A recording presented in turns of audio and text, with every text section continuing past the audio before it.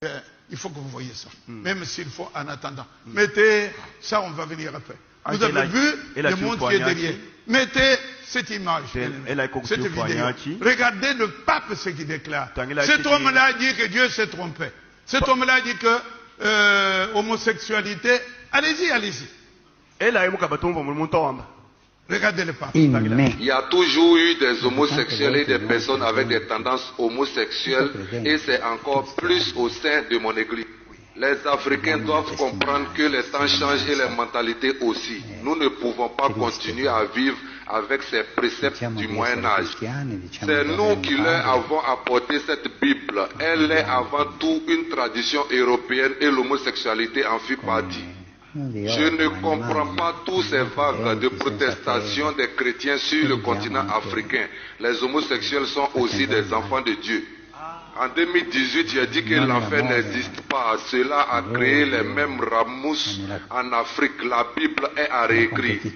Tout n'est pas à prendre au sérieux dans la Bible. C'est un livre comme tout autre livre écrit par des hommes d'une certaine époque différente de la nôtre.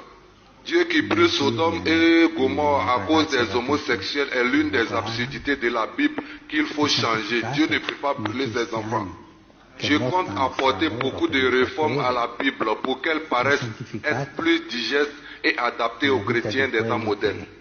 Et je compte sur la communauté chrétienne d'Afrique. J'espère que les réformes que j'envisage n'altéreront pas leur foi en Christ. Ces réformes permettront aux Africains d'avoir une place considérable auprès de Christ.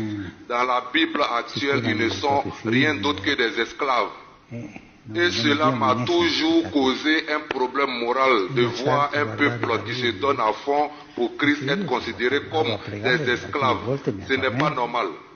Personne ne pouvait prévoir qu'après des siècles d'esclavage initiés par le pape de l'époque, les Africains embrasseraient le Christ sans se poser des questions.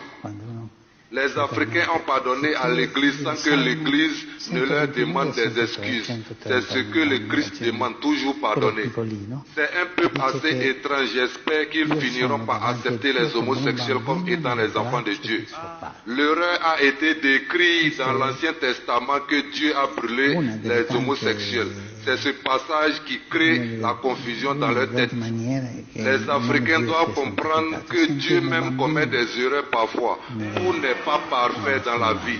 Dieu s'est trompé.